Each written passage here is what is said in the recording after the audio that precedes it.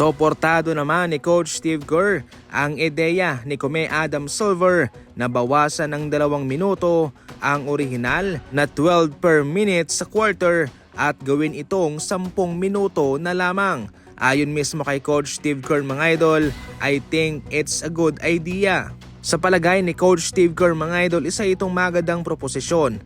Alam niya naman na hindi ito yung para bang tamang gawin, pero posible naman daw sapagkat alam niya na itong NBA ay hindi naman daw babawasan yung mga laro sa kanilang 82 game schedule.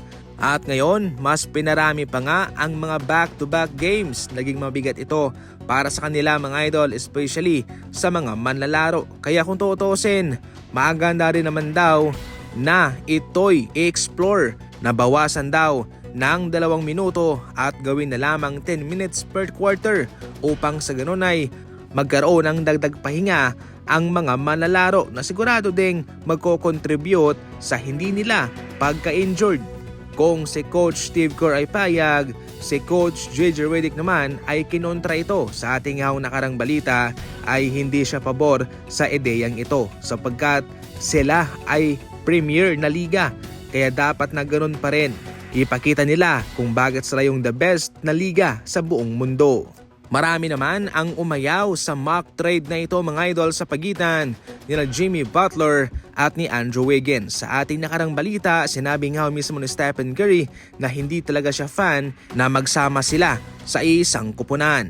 Pero heto mga idol, mayroong panibagong mock trade na siyang inilabas kung saan matatanggap ng Golden State's Jimmy Butler at matatanggap naman ng Miami Heat na Podziemski, Wiggins, Kevin Looney, Kyle Anderson, Landy Waters at isang first round pick. Majority ng mga Warriors fans ay umayaw sa proposal na to dahil maraming ang mawawala sa Golden State Warriors. Meron pang first round pick at hindi naman daw ganoon ka worth it itong si Jimmy Butler. Mas mabuting si Andrew Wiggins na lamang dahil ito'y labis pang maasahan kumpara kay Butler. Nag-collapse ang Orlando Magic sa ngayon.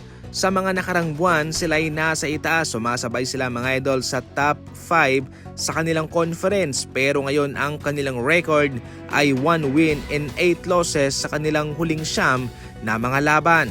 Despite yan sa pagbabalik nila Paolo Banchero at nitong si Franz Wagner. Marami na namang sa Orlando Magic sapagkat kahit na hindi naman sila ganong kalakasan at hindi sila pinapansin ng media, lumalaban pa rin naman sila. At kahit na nga na-injured sina Paolo Banchero noon at Wagner mga idol, nagpakita sila ng kanilang kalakasan at patuloy na nananalo sa kanilang mga laban. Subalit ngayon, sila'y natatalo kahit na bumalik naman yung kanilang mga star player. Sa paggawa ko ng video ito, ang Orlando Magic ay nasa ika-7 posisyon na.